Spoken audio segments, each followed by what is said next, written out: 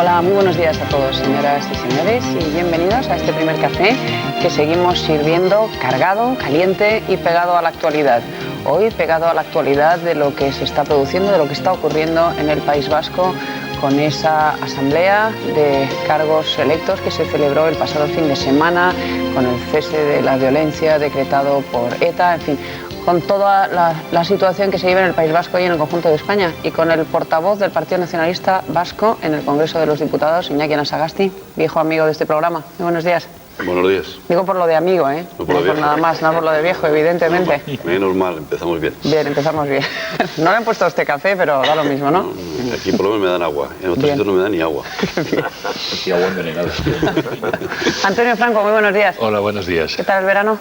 Pues bien, pero vamos olvidado ya, el descanso olvidado completamente. Olvidado. Y hay mil cosas encima de la mesa y además en Cataluña, como estamos con la fiebre electoral, también de casi siempre, pero ahora justificada, porque esta vez sí que realmente hay elecciones pronto, pues con mucho trabajo. Ayer hablamos de eso largo y tendido con el señor Fernández Díaz. José Antonio Sentís, muy buenos días. Buenos días. Bienvenido a esta tertulia. Muchas gracias. José Antonio Sentís es subdirector del diario La Razón y es una de las nuevas incorporaciones que se producen este año. El primer café estará con ustedes a menudo. Y Esther Esteban. Muy buenos días, Isabel. Muy buenos días. Pues don Iñaki, yo quería empezar preguntándole, ¿asamblea de electos vascos o asamblea de electos nacionalistas? Digo, porque allí no había más que del Partido Nacionalista, de Eusko Alkartasuna y de Euskal Herritarrok, ¿no? De los demás partidos, es decir, de la mitad de la sociedad vasca no estaban representados. Una reunión democrática de electos, de concejales y de alcaldes, que efectivamente en su mayor grado son nacionalistas. Ahora, el grado de nacionalismo de cada uno de ellos, pues la verdad es que no hemos puesto un medidómetro, pero asamblea de electos y en euskera Euskal Biltza, de manera que es una cosa nueva que se ha creado y interesante. Hay precedentes, fíjese, nosotros en las elecciones del 77 fuimos con el Partido Socialista de Navarra haciendo un frente autonómico con Ramón Rubial y con Manuel Dirujo, es decir, y luego en tiempos de la República el PNV hizo la minoría vasco-navarra pues con toda la derecha navarra. Yo creo que hay experiencias donde políticamente se llegan a acuerdos, se reflexiona y se hacen cosas en conjunto. ¿Sí? ¿Y a dónde va esa asamblea?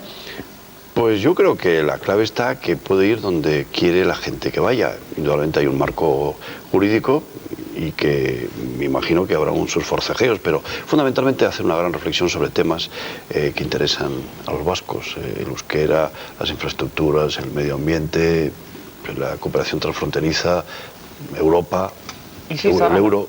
¿A los vascos o a los nacionalistas vascos?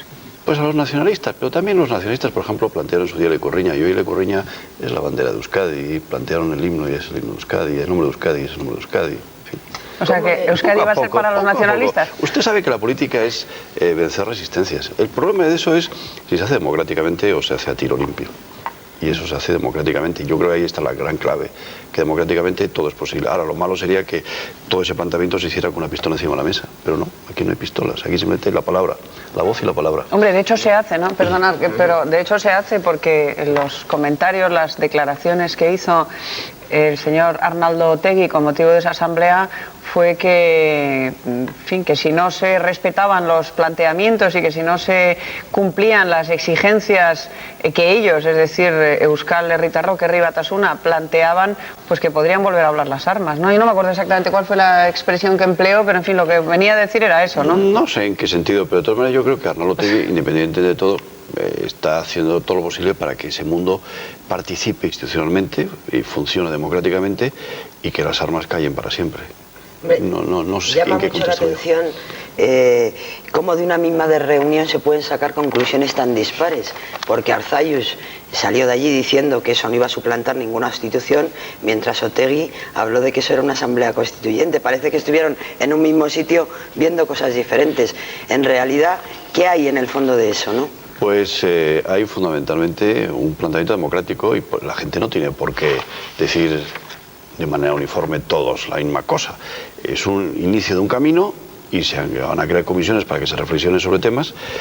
Indudablemente cada uno se dirige a su propia clientela. Yo creo que Arzallus se dirigía a sectores que pensaban que de ahí podía haber un planteamiento de ruptura Pero el Parlamento vasco no es por naturaleza y por principio el lugar idóneo, el punto de encuentro para hacer esas reflexiones que usted aludía antes. Usted dice, estábamos allá para mirar el futuro desde un punto de vista político. Ya digo, ¿qué es el Parlamento en esencia si no es eso?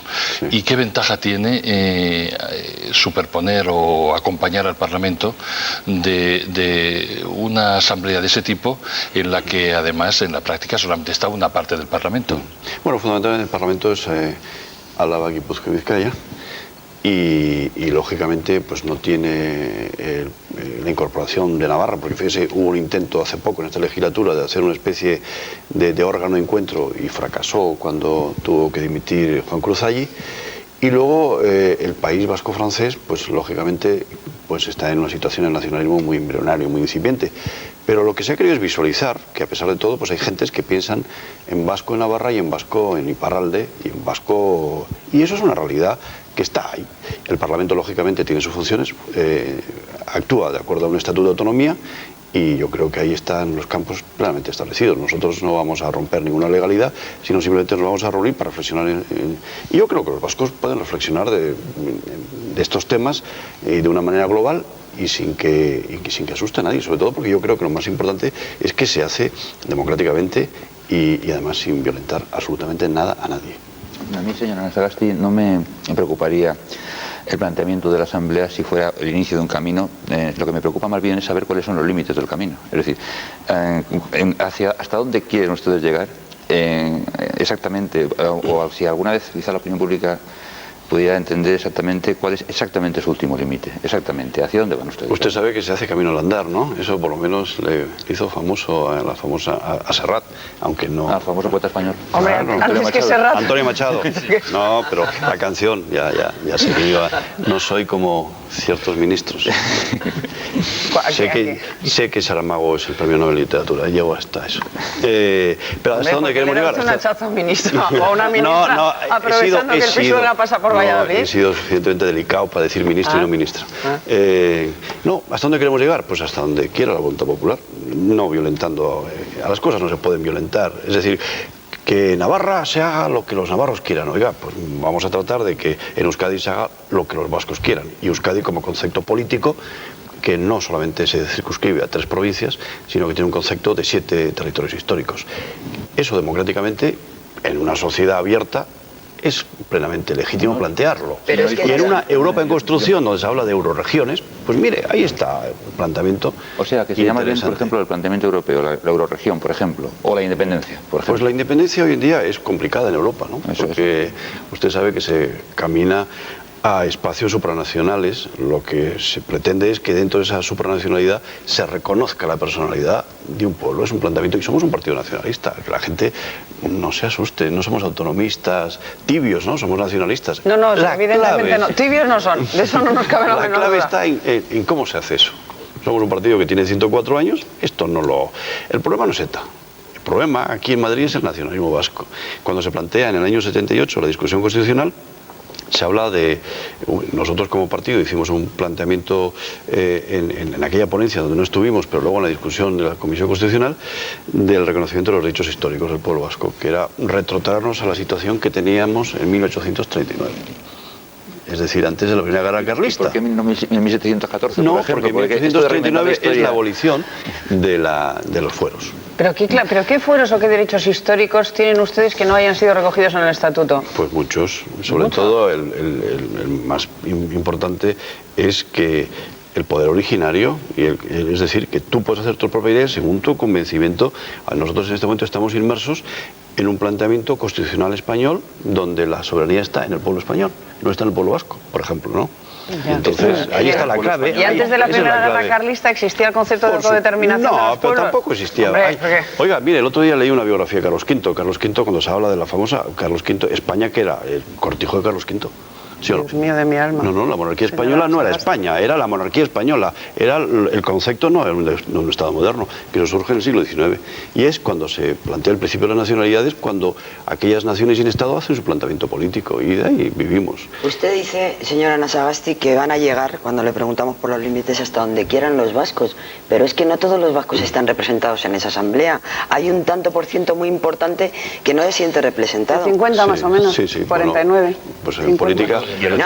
Perdonad, si se corrige la estadística en función de lo que significa el sur de Francia también, el porcentaje, etcétera, baja muchísimo esa Pero cifra, por eso... ¿Ustedes aspiran, que es que no he terminado mi pregunta, si me permitís, a suplantar al Parlamento con este tipo de institución? Porque claro, si no, yo no veo... O sea, ¿es una reunión de amiguetes? No, de amiguetes porque claro, no, 50% está fuera. No, fundamentalmente es una reunión de electos que reflexionan y que tienen la legitimidad de una representación, pero orgánicamente no tienen un reconocimiento ni constitucional español ni constitucional francés.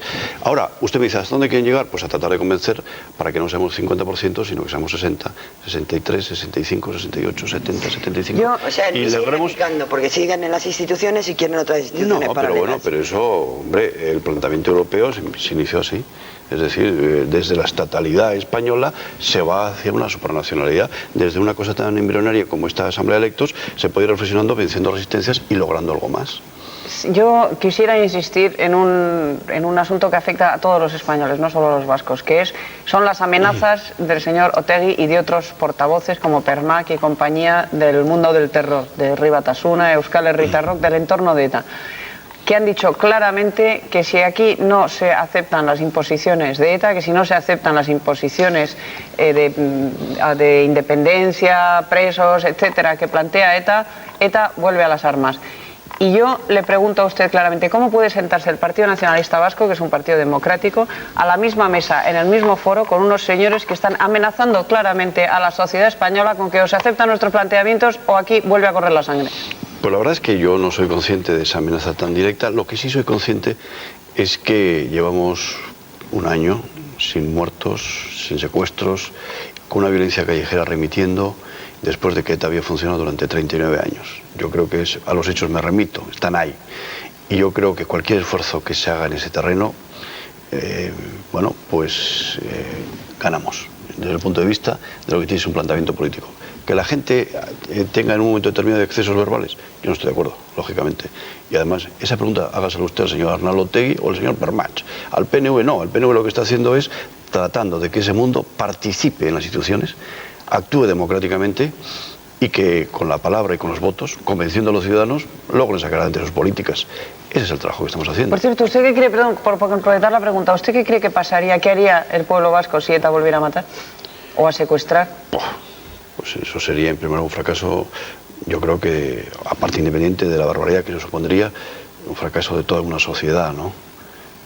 Pero yo no quiero ni pensarlo, sería de un dramatismo tan brutal que además, fíjese, el proceso de paz de Irlanda del Norte, que es tan complicado, tiene una violencia continua, no de baja intensidad, de media intensidad. Sí, pero no tiene nada que ver con el del País Vasco, ¿eh? No, ya quisiéramos al contrario, irlandeses tener es mucho un más estatuto. fácil resolver el tema. Por Dios, señora Anasagasti, Irlanda del Norte empezó a andar el camino hace un año. El País Vasco tiene un estatuto de autonomía desde hace 20 años. Sí, bueno, pero... No es lo mismo. Pero mire, el señor Meyer, el señor Blair, lo primero en los acuerdos, dijeron algo que es clave y fundamental para resolver el conflicto de Irlanda del Norte, es dejar que en su día se plantee el ejercicio del derecho de autodeterminación, que Irlanda del Norte decida ella misma si se incorpora o no a Irlanda. Eso yo creo que es un planteamiento clave, que en este momento aquí no, y es la madre del cordero lo que aquí ocurre.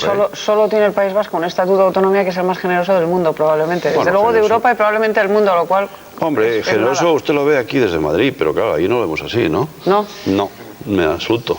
No es generoso. No, claro. No recaudan ustedes sus impuestos, no tienen ustedes un concierto fantástico, no tienen ustedes una policía autonómica. Vuelvo. No me diga entonces que vuelvo al pasado, pero mire, el concierto económico es el resto de una foralidad que queda 1878, porque decían, bueno, estos vascos, ¿cuántos son? No pagan impuestos, pues vamos a pagarles algo, pues que paguen una cantidad alzada y ya está, ese es el cupo famoso. Y eso no lo quita Franco, y durante 40 años, salvo Navarra y Álava, pues no funciona el concierto económico porque éramos provincias traidoras, y luego Adolfo Suárez, en un rasgo político en el año 79, lo devuelve. Yo no tengo que agradecer nada, al contrario, es el resto de una foralidad que quedaba ahí. y lo que queda, y los vascos tampoco hacían el servicio militar, ahora afortunadamente hay un ejército profesional. Pero yo creo que el problema de la historia es muy bonito, sobre todo hay que conocer las claves de este proceso, sí, porque está encima de la mesa un conflicto histórico. Señora Sagasti, usted hacía ahora una valoración que yo creo que compartimos todos los de esta mesa positiva del año transcurrido sin muertos, pero eso no lo es todo. ¿Cómo enjuicia usted el resto de lo que ha pasado a lo largo de este último año? ¿Estamos yendo demasiado despacio? ¿Qué está pasando? ¿Cuáles son las claves? Ustedes, en general, el mundo del PNV, sostienen que el gobierno lleva mal la política penitenciaria, que ha sido muy lenta, pero también se puede decir de que enfrente ETA ha sido absolutamente don Tancredo también a lo largo de este año. No ha hecho nada, no ha dado ningún paso más. Es importante no matar, pero no matar empezó hace un año. Después, ¿qué ha hecho? ¿Qué está pasando? ¿Cómo va eso? De verdad? Bueno, a ETA no hay que poner ninguna medalla, pero tampoco, aquí se decía hace poco, lo importante es que ETA no mate y todo lo demás es posible. Bueno, ETA no mata y aquí durante un año estamos como don Tancredo. Mire, yo en el día de hoy tenía una pregunta al presidente del gobierno sobre el acercamiento de los presos. Usted sabe que ETA, bueno, me plantea su tregua indefinida, vienen las elecciones vascas, no se puede hacer absolutamente nada. Inmediatamente viene un debate en el Congreso de Diputados. Y ese debate en el Congreso de Diputados yo creo que fija muy bien cuál debía ser el planteamiento del gobierno. Entonces, primer punto, acercamiento de presos siguiendo una política consensuada, flexible y dinámica. Eso se le dice al gobierno, no se le dice a ETA. Segundo, salvar a la víctima de terrorismo, que se ha cumplido esta semana y que ahí hemos estado al frente de la manifestación porque consideramos que es la parte más débil de todo ese proceso. Y tercero, que se cree un clima de confianza. Bueno, pues en el acercamiento de presos ha sido un verdadero desastre. Además, nunca hemos sabido cuál es el diseño que tiene el gobierno. Teníamos una información de que en diciembre del año pasado iba a haber pues, un avance sustancial, incluso de 200 presos para Navidades. Usted recordará que la primera semana de diciembre del año pasado, aniversario de la Constitución, 20 aniversario de la Constitución Española, se estaban aporreando las puertas de la prisión de Guadalajara, la Mesa Nacional de Rey Batasuna estaba encarcelada y se anunciaba la posibilidad de que fueran movidos presos. Solamente salía un Vera y Barro Nuevo y ahí no se movió absolutamente nada. Nos obligó a los demás el 9 de enero a salir en una manifestación. ¿Usted cree que eso es posible en una relación de socios o de por lo menos un cierto entendimiento con el gobierno en un tema tan delicado, cuando lo único que se pretendía era el acercamiento a los presos? No se pedía que salieran de la cárcel, sino si los acercaron. No, bueno, el proceso de paz... Es que lo dice como si lo normal fuera que salieran de la cárcel. Yo puedo estar de acuerdo con usted de que quizá el gobierno no ha sido todo lo rápido o todo lo eficaz o todo lo listo en ese terreno. Es decir, yo personalmente tengo la impresión de que habría sido mucho más eficaz una dinámica de ir soltando 10 presos por mes que no 100 presos al cabo de 10 meses. Por ejemplo, es decir, abrir una dinámica... Pero saber un poco. Pero reitero, el gobierno puede no haber estado muy listo y muy rápido, pero ETA, ¿qué ha hecho a lo largo de este año? Ha hecho lo mayor, dejar de matar y de secuestrar. Bueno, pero ya está, pero eso no hay que agradecerle eso nada. Eso es la premisa. Esto es como decir también de que el gobierno, digamos, ha bajado del burro del principio de no vamos a hablar con ETA porque son unos terroristas. Por decirlo de alguna manera, aunque no sea equiparable, eso es un cierto empate a uno de punto de partida para ir hacia la mesa. Pero le ve usted al señor Aznar ofreciendo a España para negociar la guerrilla colombiana, besucándose hace poco con Arafat. Es decir, bueno, y Arafat no creo que sea una hermanita de la caridad, ¿no? Era uno de los terroristas más buscados en su tiempo. Esto evoluciona y estos procesos siempre acaban alrededor de una mesa, sí, pero civilizadamente, hace mucho tiempo que Arafat anunció que dejaba de ser terrorista, cosa que ETA no ha hecho. Estamos esperando todos que lo haga. Sí, claro, y hay que trabajar para ello, ¿no? ¿Y cómo se trabaja? Pues indudablemente uno de los temas que ha tensionado mucho este año. Usted me preguntaba qué ha pasado durante este año. Pues el tema de los presos, porque alrededor de cada preso hay sus familiares, sus amigos, su entorno del pueblo, todo. Los familiares no son culpables de lo que hayan podido hacer sus hijos o sus familiares directos. Y se les penaliza con unos viajes tremendos, carísimos y a cierta edad. Y todo eso crea mucha tensión. Eso se podría haber rebajado. Yo creo que innecesariamente se ha mantenido ahí una gran tensión y sobre todo no se ha incumplido algo que es importante. ¿El Congreso de Diputados sirve para algo o no? Entonces, lo que le estaba yo diciendo, le hice al presidente del gobierno la pregunta la semana pasada, porque claro, no tenemos ninguna información. El Lehendakari Ibarretxe se enteró del acercamiento de los 105 presos, o de los 27, por el periódico. No creo que esa es una manera correcta de llevar este tipo de planteamientos. El presidente del gobierno no me contestó y me mandó al ministro Piqué. Y yo dije, o me contesta el presidente del gobierno o no, porque aquí el que lleva la política es el presidente del gobierno. No es Mayor Oreja, no es Flusá, no es Arriola y no es Azalejos, es el presidente del gobierno. Retiro la pregunta. Esta semana he vuelto a hacer la pregunta. Me remite a Piqué. Retiro la pregunta. Yo quiero que me conteste el presidente del gobierno. El presidente del gobierno es responsable. Y si es una política consensuada, tiene que decir cómo quiere el consenso. Si solamente lo quiere con el Partido Socialista, está en su derecho. Si solamente quiere un consenso con sectores de su partido, está en su derecho. Pero que nos lo diga, cuál es el diseño que tiene el presidente del gobierno en un tema tan delicado y tan sensible. Yo quisiera volver, señora Anasagasti, un momento al tema de ETA otra vez, porque usted dice, efectivamente, lo más importante es que ha dejado de matar, pero ETA sigue organizándose, ETA sigue cobrando el impuesto revolucionario, sigue cogiendo coches, sigue preparándose militarmente. Si ETA tiene voluntad de que esta tregua indefinida pase a ser definitiva, ¿por qué sigue engrasada como hace un año?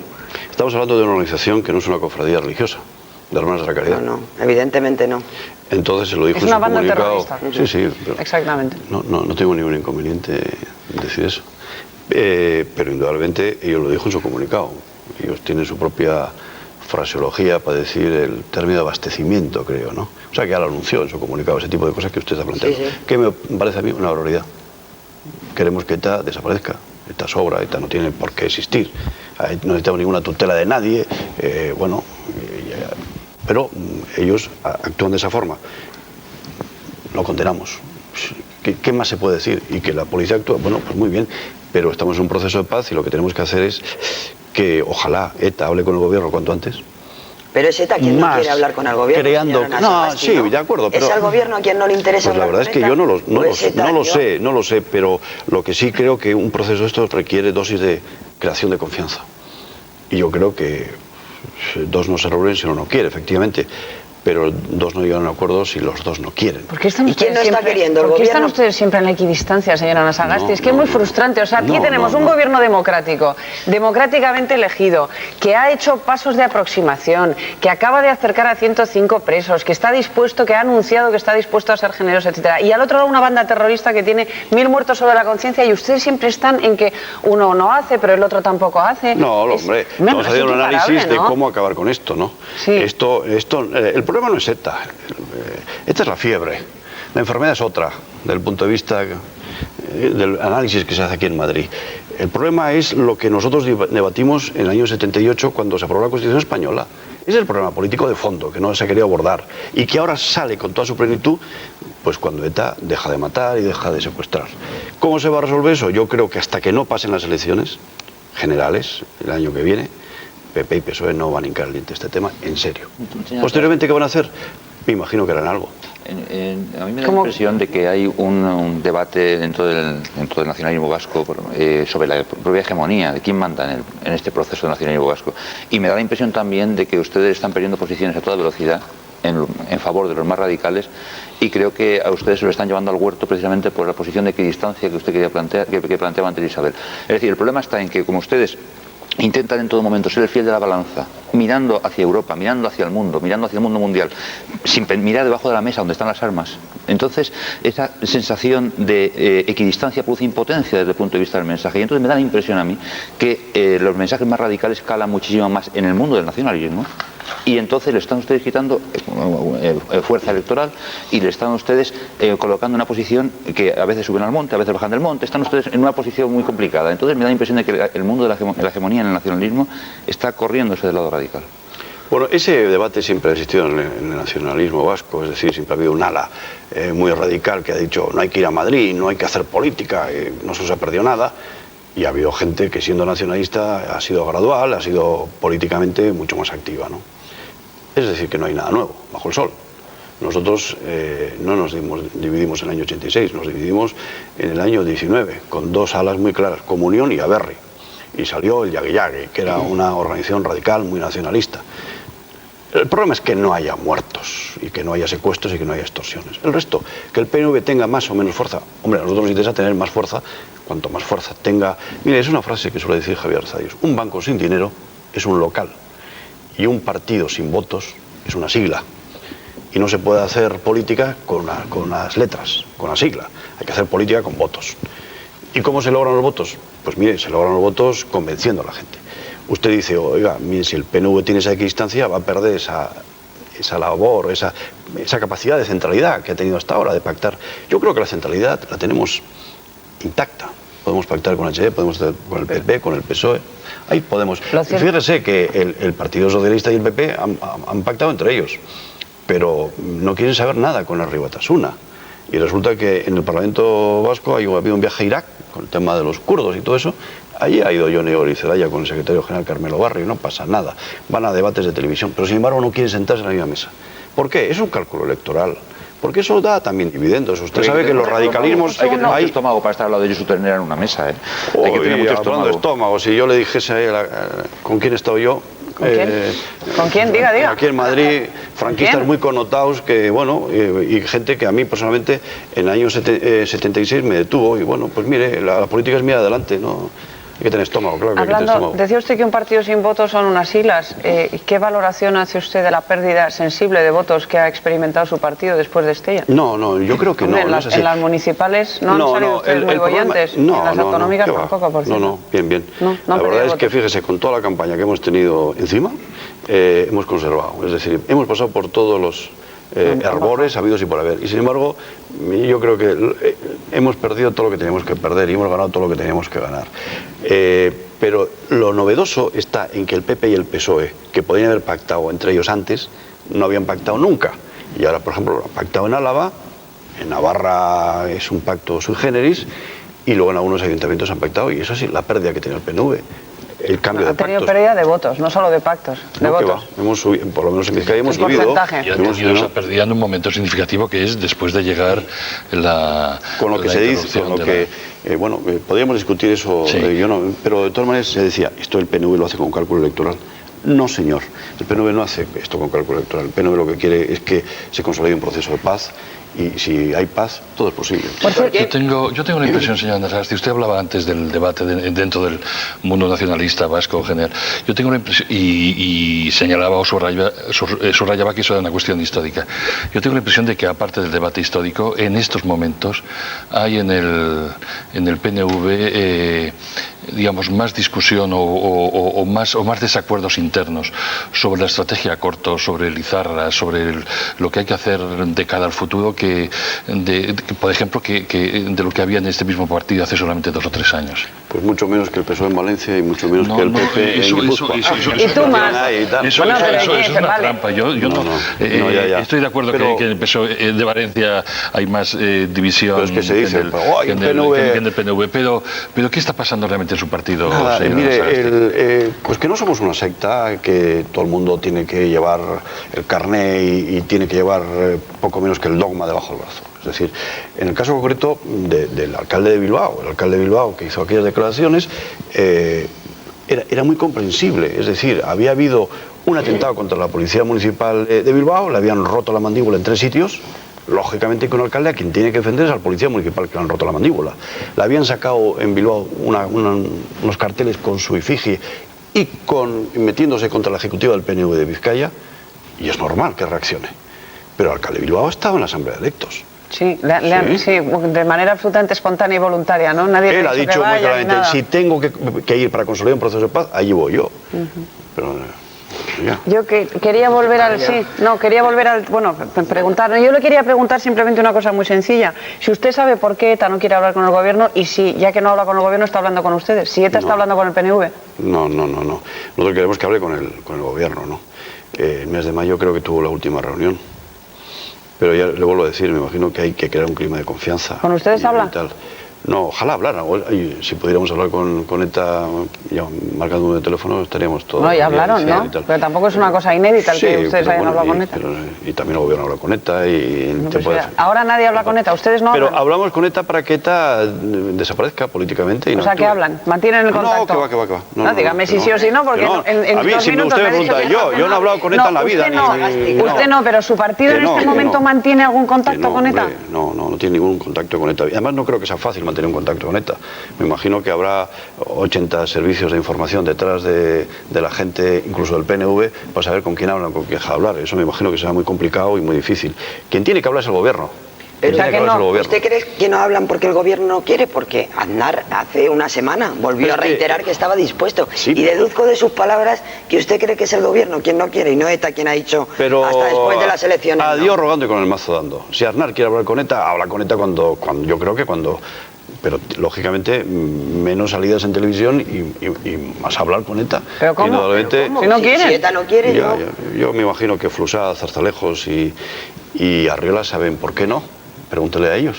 No lo sé, yo no le puedo decir. Yo no soy portavoz de ETA. ¿Por qué no? ¿Usted intuye por qué no? Si no lo sabe, lo intuye. Hombre, yo creo que este año ha sido un año perdido para el proceso de paz. Es decir, si se hubieran movido, como el propio Congreso lo aprobó, con el tema de acercamiento de presos, con las víctimas, con la creación de un clima de confianza, hubiéramos estado en mejor situación que la que estamos ahora. Este proceso que de alguna forma estamos llevando en solitario nosotros, a pesar de que no se reconozca eso, se hubiera hecho mucho mejor con la gente puesta las pilas. ¿Por qué no se reúne el presidente del gobierno con Euskal Herritarro, que es un partido que tiene detrás una representación parlamentaria? Porque no ¿Por qué el rey le recibe a violencia, Johnny no Dígoras y la le pone violencia. corbata? ¿Y por qué el rey le recibe a Johnny Dígoras? Y no pasa nada. ¿Y por qué el señor Aznar? Pues, O sea, que los malos de la película somos nosotros, los demócratas. No, O sea, el no, gobierno no, no habla usted con me ETA pregunta- usted porque me somos pregunta- malos. ETA No. ha hecho todo lo que puede. No. Yo ETA, la verdad es que ETA lo que tiene que hacer es desaparecer, volvemos a decir. En fin. Pero, a ver, la cuestión Eso, sería, perdona, pero, ¿está Antonio, que usted, José está usted Antonio quería decepcionado de lo que ha hecho ETA este año? Igual. Esta sería la pregunta entonces, ¿no? Decepcionado de lo que ha hecho ETA. Hombre, yo decepcionado desde el punto de vista Inmediatamente después de la tregua. decisión de no matar, ¿eh? Hombre, decepcionado. Yo la verdad es que no le voy a dar ninguna calificación, como tiene por costumbre ETA, a los partidos democráticos. A mí lo que quiero es que ETA desaparezca. Pero no estoy decepcionado de la tregua. Me parece que ETA ha hecho la mayor y que lo menor, que es iniciar un proceso de paz, no se ha iniciado porque no ha habido un diseño. Yo creo que el gobierno está improvisando, está andando en la niebla, ha mirado mucho los procesos electorales en el País Vasco, le ha ido bien desde el punto de vista electoral, ha mirado mucho las elecciones del 13 de junio y bueno, yo creo que también ahí el PP ha tenido un traspiés, pero no por eso, y luego no va a hacer nada hasta que... Es decir, que no se está trabajando para las futuras generaciones, está trabajando para las futuras elecciones. Pero, Y entonces, claro, ETA me dice... Usted habla como un prisionero, porque eso de decir de que la mayor es dejar... Esto es como si aquí planteásemos de que yo soy un chico fantástico porque no le estoy pegando bofetadas a usted ahora. No, hombre, Eso es por supuesto. Sí, claro. La relación entre usted y yo es a supuesto. partir de que ni usted me pega bofetadas a mí ni yo a usted. Sí. Eso no es ningún mérito ya, ¿no? No, pero daba la casualidad de que estaban matando a concejal del Partido Popular, ¿eh? Y ahora no, yo no le tengo que agradecer absolutamente nada. Yo no quiero que se atente contra nadie, pero existía esa realidad. ¿Y cómo se acaban esas realidades? ¿De qué forma? ¿Con agua bendita? Pues imponiendo la legalidad democrática, señora Anasagasti. Si es que en este 39 años tenía ETA, puede durar otros 40 años. ¿Usted está o no, dispuesto a o otros no, 40 años? Hombre, desde luego, si para que dejen de matar yo me tengo que No. tirar en el suelo para que me pisen, entonces No. habrá que aguantar, con firmeza. ¿Ustedes O sea, lo están que no podemos hacer es dejarnos dispuestos pisar. a desbloquear este momento? Es decir, ustedes, como ETA no habla con el gobierno, ni el gobierno habla con ETA, ustedes desde el PNV estarían dispuestos mañana mismo a desbloquear este punto. Pero El si no PNV tenemos podría hacer capacidad, ese papel. si pudiera el PNV hacer lo que ya hemos hecho, fíjese con qué éxito aquí en Madrid, que nos filetarras y somos no sé qué, ni filetarras nada, lo que queremos es que se consolide este proceso de paz. Si pudiéramos hacerlo, claro que haríamos, ¿Pero no por hay supuesto que capacidad sí. para desbloquear No. las relaciones ETA y el gobierno? No tiene ninguna capacidad. Pero si el presidente del PNV. gobierno no me contesta una preguntita que le hago, como para desbloquear una situación Señora de esa. Anasagasti, yo le digo, usted dice, hasta las elecciones el PP y el PSOE no van a hacer nada. Después de las elecciones, ha dicho antes, me imagino que harán algo. Sí. ¿Qué cree usted que harán? Es decir, para que ETA deje de matar definitivamente, ¿qué tiene que hacer el Estado democrático? ¿Ceder a lo que ellos demandan o a lo que les piden ustedes en Pues Estella o en la Asamblea esta o el qué? día 24, el viernes, hay un debate de política general en el Parlamento Vasco, donde el lehendakari Ibarretxe volverá a plantear la posibilidad de una mesa de todos los partidos políticos. En principio, sentarse. Eso es un poco lizarra. Que la gente se siente sin apriorismos, que discuta las cosas sin violencia y que todo se pueda llevar adelante democráticamente y que, de alguna forma, el Estado asuma lo que allí se acuerde, que ahí está un poco el debate político al principio. Pero- el Estado dice, no, yo no. Pero eso Pero habrá sí. que hablarlo y lo único que pedimos es que se hable. Pero sin violencia o sin violencia en condición de rehenes. Es decir, sin violencia mientras a mí me dé la gana de que no haya violencia, pero yo me reservo el derecho a volver a matarte cuando me dé la gana. No, pero lo que vamos a hacer, usted me ha hecho una pregunta, si ETA volviera a matar, si ETA volviera a matar sería un fracaso de todos, pero indudablemente de ETA, y eso se volvería inmediatamente contra ellos. y yo creo que es muy difícil que se vuelva a producir esa situación. Es decir, estamos tratando de que la violencia callejera, que durante todo este año de alguna manera pues ha perturbado y manchado este proceso, remita y cada vez sea menos y que ese mundo salga de la burbuja y se dé cuenta que lo que tiene que hacer es políticamente plantear sus temas en los foros adecuados, ¿no? Señor Sagasti, ¿usted qué parte de la legalidad constitucional cree que el gobierno tiene que ceder ante las pretensiones de Estella o las pretensiones de ETA? Es decir, ¿qué es lo que usted cree que tiene el gobierno dar? Porque, que yo sepa, el gobierno está atado también de pies y manos. Sí. El gobierno representa la voluntad popular de los españoles, entonces el gobierno no puede dar aquello que no tiene. Él tiene en depósito la soberanía. Lo que no puede hacer es el gobierno decir, bien, ahora como estos señores me dejan de matar, entonces yo a cambio les voy a dar, por ejemplo, pues no sé, independencia de no sé cuántos, o les voy a regalar no sé qué, o voy a sacar a los presos de la cárcel. Es decir, ¿qué es lo que puede el gobierno dar a su juicio? ¿Qué es lo que usted le pediría al gobierno? El tema de un proceso de paz, generalmente los presos suele ser lo que... Bien. Relativamente lo más fácil de lograr un acuerdo, una política penitenciaria. ¿Y más allá? Cuando se plantea el tema de fondo, que es el político, que vuelvo a repetir, se planteó en el año 78 en la discusión constitucional, en la cual el PNV no estuvo en la ponencia porque se nos excluyó, pues indudablemente Euskadi Ezkerra en aquella oportunidad, el señor Vandrés, planteó el reconocimiento del ejercicio del derecho de autodeterminación. Nosotros fuimos por otra línea, que fue el reconocimiento de los derechos históricos del pueblo vasco. Tenemos una disposición adicional, y que hay gentes como Herrero de Miñón, el otro día Tussell escribió un artículo muy interesante, perdón, Tussell, aparte de Tussell, que está teniendo un criterio a nuestro juicio adecuado, pero Ernest Lluch y el propio Miguel Herrero escribieron un artículo en El País interesante, apuntaban cosas. Y Herrero de Miñón es un ponente constitucional y es un padre de la Constitución, es decir, no es Josu Ternera. Y no estaba diciendo, había que tener un reconocimiento de que España no puede ser una asimetría. Había un planteamiento asimétrico de lo que...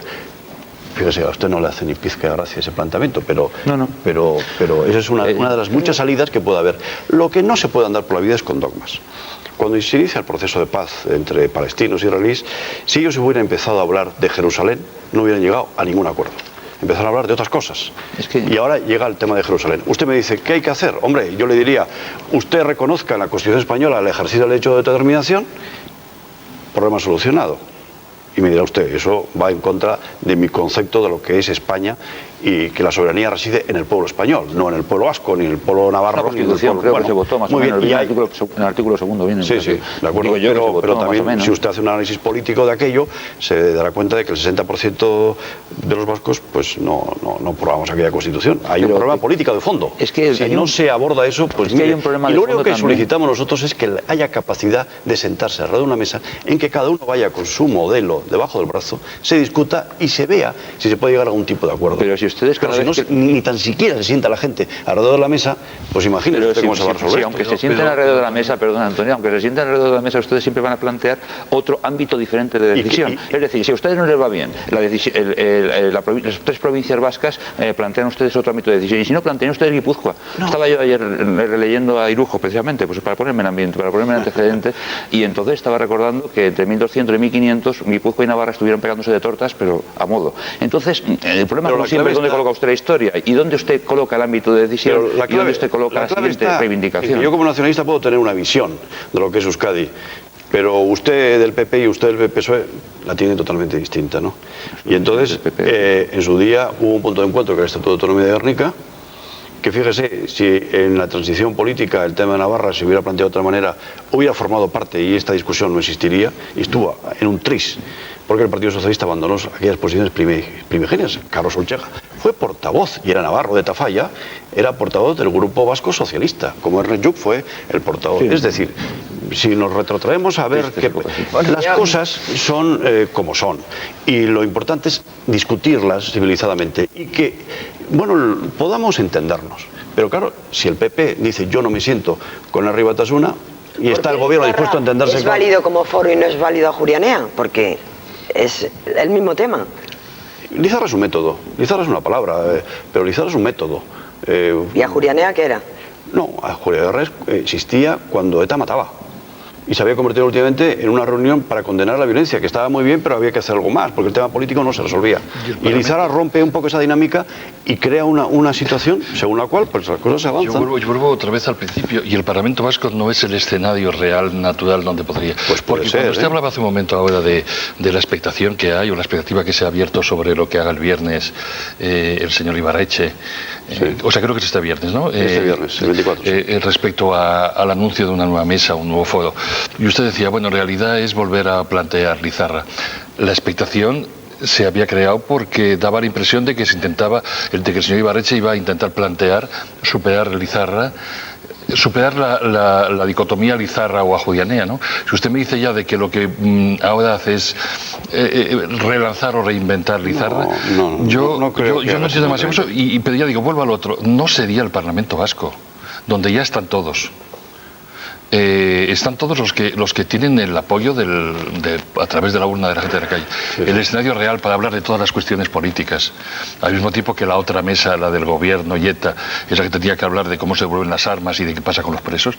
¿No sería ese el escenario actual? ¿Por qué rechazan ustedes este principio? No, el Parlamento Vasco lógicamente tiene un papel que cumplir, es muy importante, pero no estamos hablando de 3 territorios, estamos hablando de una concepción de país donde está Navarra, que a pesar de que el nacionalismo no es mayoritario, pues está ahí, es una reivindicación, y donde está el país vasco-francés o Iparralde, donde lógicamente el nacionalismo, fíjese, no tiene ni departamento vasco en Iparralde. Por tanto, estamos al inicio de un camino, pero si tanto miedo se tiene si tan poca cosa es, ¿por qué se le tiene tanto miedo? Esa es la primera pregunta. Y en segundo lugar, me dice usted, ¿por qué no el Parlamento Vasco? Pues los partidos que están en el Parlamento Vasco están en el Parlamento Navarro, pues ¿por qué no hacerlo también con los navarros? ¿Por qué no? Bueno, pues ahí está la clave del foro que puede plantear el propio Lehendakari. No sé cuál va a ser. Yo no lo conozco, pero habrá que seguirle el próximo viernes. Señora Sagasti, perdone, ya que antes hablábamos de lo que es el concepto del País Vasco, ¿no? De Euskal Herria, Euskadi, como lo quiere usted llamar, ¿usted también cree, como su eurodiputado, como Josu Ortuondo, que uno de los hechos o de los elementos del hecho diferencial vasco es biológico? No lo sé, porque yo tengo RH positivo y Arzayus tiene RH positivo, o sea que yo sería un mal vasco, ¿no? A lo mejor es que es usted menos vasco que otro. No, pero fíjese, ahora mira... Lo ha dicho él, lo ha dicho Ortuondo, bueno, y otros muchos, claro. Pero también el factor biológico y el RH y tal es muy viejo. Bueno, pero a la gente hay que seguirle por su trayectoria. Ortuondo ha sido director de la televisión vasca, ha sido alcalde de Bilbao. Por eso, y no ha discriminado a nadie y no ha dicho... Yo creo que esa discusión está para los antropólogos o los sociólogos. Entonces, ¿por qué lo dicen? Políticamente, cuando tiene delante a Prodi, pues yo creo que él quería hablar de la fiscalidad y metió eso. Pues sí, pero fíjese, mire, ahora en el Congreso de los Diputados hay un viaje a Argentina y hace poco tuvimos uno a México. ¿Sabe lo que nos han pedido, aparte del pasaporte? El grupo sanguíneo. Ya. ¿Para qué? Pues me imagino que si le pasa a alguien, si le tiene que hacer una transfusión. Yo creo que el tema de la sangre influye para las transfusiones, para nada más. Bueno, o sea, entonces usted, perdón un momento, entonces usted no cree que el hecho diferencial vasco sea biológico. No, por supuesto. Bien, ¿y usted no cree que la inmigración castellana, que era otro de los argumentos de Ortuondo, haya desdibujado a la nación vasca? Hombre, era un análisis que él hacía desde el punto de vista de lo que había sido un planteamiento donde no había instituciones propias para haber asimilado de una manera, para haber conservado el euskera y ese tipo de cosas.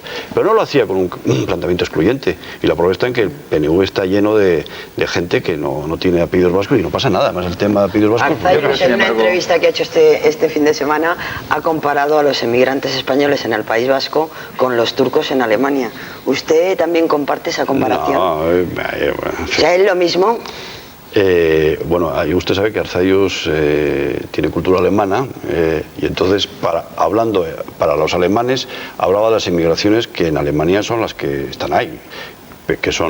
Pero fíjese, tenemos en este momento una ponencia política, o sea, que un y la ha redactado. Señora Sagasti, es un turco en el País Vasco. No, además ser turco tampoco es tan malo. Si hubiera dicho le inglés, pregunto si hubiera porque dicho yo como alemán, soy manchega, quiero saber ser castellano manchego sí es malo. Como soy manchega, quiero saber cuando suba al País Vasco. No, será usted magníficamente recibida. O soy turca.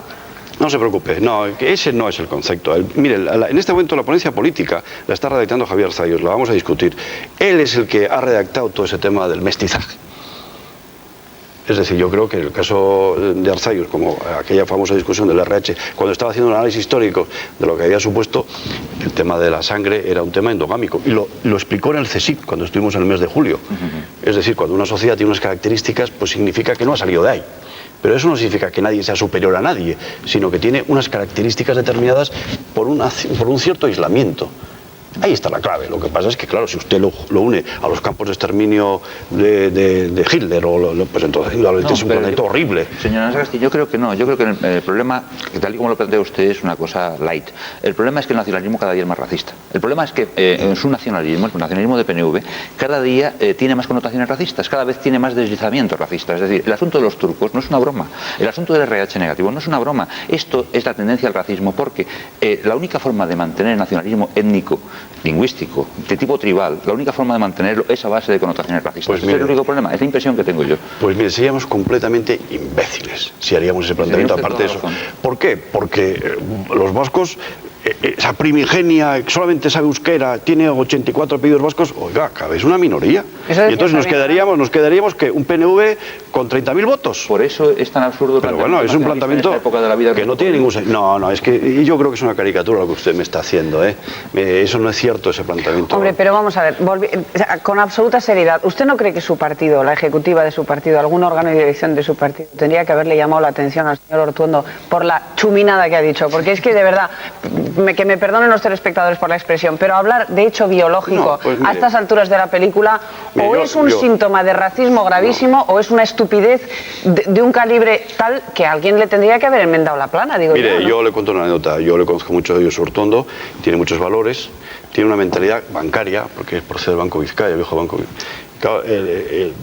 Cuando llegó el Athletic, que quedó subcampeón de Liga, él era alcalde y salió al balcón y se puso a hablar de la importancia del Guggenheim, del metro de Bilbao y de las comunicaciones, y la gente la abucheó. Oiga, pero ¿usted qué se pone aquí a hablar de eso? Fue el Athletic, fue a la Diputación y el diputado general dijo: tiembla Europa, llega el Athletic. Bueno, es decir, uno tiene que saber elegir el momento para decir las cosas. Ese discurso, métalo usted, no sé dónde, en la universidad, donde... ¿El del Atlético o el de la biología? El de la biología, porque pues existe, ¿eh? Métalo usted en el baúl de los recuerdos, en el desván, pues en el horno, en la basura o en el váter, donde usted quiera. Ortuondo lo que quería era defender una especificidad en este momento que nos preocupa, que son los recursos contra la fiscalidad vasca. Entonces metió de matute aquello, pues bueno, muy bien. Pues, a mí me gustaría cambiar un poco de tercio, si me permitís, sí, porque nos quedan 3 minutos. Dadas las relaciones que tienen ustedes actualmente con el gobierno, a mí me gustaría saber, creo que sí, que ya han tenido un primer encuentro para los presupuestos. ¿Qué van a hacer ustedes? ¿Van a apoyar al gobierno de José María Aznar en el tema de los presupuestos? Mire, fíjese, fue noticia, ¿no?, de que el gobierno había retirado el recurso contra la iniciativa del Parlamento Vasco de invitar a los kurdos. Sí, pues pasaba muy desapercibido eso. Pero fíjese el lío que se montó con aquella. Resulta que está a punto de romperse las relaciones comerciales entre España y Chile. O sea, el problema no eran los vascos con los kurdos, sino que aquello, usted recordará, aquello era terrible, no sé qué. Otro problema. Sí. Los presupuestos. No, y luego lo retira, porque el tema de los presupuestos. Hombre, nosotros hablamos con todo el mundo. Ayer tuvimos una reunión con Rodrigo Rato y su equipo de gobierno. Ellos, indudablemente, quieren acabar una legislatura bien desde el punto de vista político del PP. Es decir, el PP, cuando se presenta en la investidura de José María Aznar, tenía el apoyo del CiU, tenía de Coalición Canaria y del PNV. ¿Al PNV por qué? Pues hombre, me imagino que les interesaba que estuviéramos cerquita, aunque los votos del PNV son importantes a la hora de aprobar leyes orgánicas y luego pues incordiamos mucho, sobre todo de cara al CiU, porque el CiU nos mira mucho cada vez que hacemos una cosa y le dejamos el flanco nacionalista desguarnecido, y eso lógicamente a cualquier gobierno le interesa tener a la gente lo más cerca posible, ¿no? Nosotros hemos tenido este año de un duro desencuentro. Pienso que el PP ve que las elecciones van a ser muy parejas, PP-PSOE, y se va a volver a repetir la situación. Y entonces me imagino que tratarán de lograr un mejor entendimiento con Rodrigo Rato. Pues hemos tenido un primer encuentro. Le hemos dicho que los compromisos que se adquirió el año pasado el gobierno no se han cumplido. Estamos como en la época de que cada ministro hacía su propia política, no había una política de gobierno, había una política de ministros. ¿Eso significa que no van a apoyar los presupuestos? Lo vamos a analizar, lo vamos a estudiar, pero de momento tenemos el cuerpo frío. O sea, que hoy por hoy están por el no, están más cerca del no, del votar no a los presupuestos. Estamos más cerca. A mí lo que me produce vértigo es que pueden ustedes votar que no a los presupuestos, no porque le parezca mal los presupuestos, sino porque le parece mal la política con ETA, por ejemplo. Es decir, es lo que me da vértigo a mí desde el punto de vista de la construcción política. No, porque mire, la investidura tenía 3 puntos: actualización del concierto económico, formación continua y evolución del patrimonio. Los ha cumplido el gobierno. la segunda parte, que era el desarrollo del Estatuto de Autonomía de Guernica. Fíjese, estamos hablando de independencia, absurdo, cuando el Estatuto de Autonomía no está ni cumplido. No se han movido una coma. Si tienen ustedes una chulada de estatuto, hombre, que para que sí lo quisieran ahí por el mundo. No, ya. Se nos está acabando el tiempo y se me están quedando aquí las preguntas de los telespectadores. Me parece que me va a dar tiempo a formularle solo uno. Dice Juan Buenestado de Torremolinos, le pregunta si mañana hubiera un referéndum de autodeterminación, ¿qué votaría el PNV? Pues yo me imagino que lo analizaría si conviene o no que haya un referéndum de autodeterminación. No, es decir, lo que no se puede... Mire, ¿votarían sí a la autodeterminación? El propio Arnaldo Otegi, que no es santo de la devoción de este primer café, me da la impresión, ¿no? Desde el punto de vista... ¿De la suya sí? No le conozco. Pero no hace falta, ¿no? Tampoco le conoce a usted a Stalin o a Hitler. Oiga, no le compare, por favor. Ay, absolutamente. Además, absolutamente. No, que va, es un hombre. Pero decía que no se puede violentar y que no se puede llegar a una situación 50+1. Es decir, no se puede forzar la máquina a una sociedad, llegar a un enfrentamiento absurdo. Es decir, las cosas hay que hacerlas con gradualidad, con cabeza, con las ideas claras, sabiendo dónde se va, pero no violentando a la gente. Pues no tenemos tiempo para más. Le agradecemos mucho, señor Sagasti, el fair play. Hemos sacudido bien, ¿no? Ya sabe usted que este primer café es... Soy masoquista. Ya he anunciado al principio que se servía con mucha cafeína y calentito, y eso ha sido. A usted le agradecemos, le repito, el aguante. Y a ustedes, señoras y señores, les agradecemos mucho su compañía. Les esperamos mañana. Mañana estará aquí con nosotros el coordinador general de Izquierda Unida, don Julio Anguita, que como saben siempre da que hablar, de modo que no se lo pierdan, no nos falten. Hasta mañana.